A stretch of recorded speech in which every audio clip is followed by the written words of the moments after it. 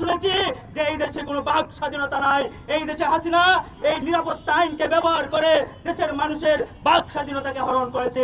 ঠিক একই সময়ে যখন বিরোধী দলীয় সরকার বিএনপির সরকার যখন বর্তমানে ক্ষমতায় বসেছে, ঠিক একই আইন খুনি হাসিনা তৈরি করা আইনকে ব্যবহার করে আজকে তারা জনগণের মধ্যে হরণ করছে, জনগণের বাক স্বাধীনতাকে হরণ করছে এবং নিপীড়নের শিকার হতে হচ্ছে এই দেশের মানুষকে।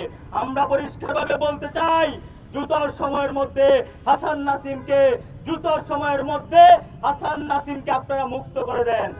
আপনাদের এদেশে অনেক কাজ রয়েছে। এখন আপনারা সরকার গ্রহণের 2 মাসের মাথায় বাংলাদেশের মানুষ অতিষ্ঠ হয়ে গেছে।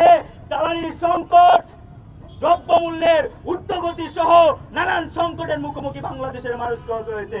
এই কাজ ছাড়াও হাসিনা হওয়ার যেই মিশনে আপনারা নেমেছেন, সেই মিশন ছাড়াও আপনাদের এই দেশের মানুষের জন্য অনেক কাজ রয়েছে। আপনারা দয়া করে সংসদে বসে সেই বিষয়গুলো নিয়ে আলাপ করেন, সেই বিষয়গুলো নিয়ে কাজ করেন। আপনাদের অনেক সেক্টরের যারা দায়িত্বশীল রয়েছে অনেকে ইতিমধ্যে ফেল। হাসিনা হওয়ার মিশনে নামার সময় এখনই আপনাদের হয় নাই।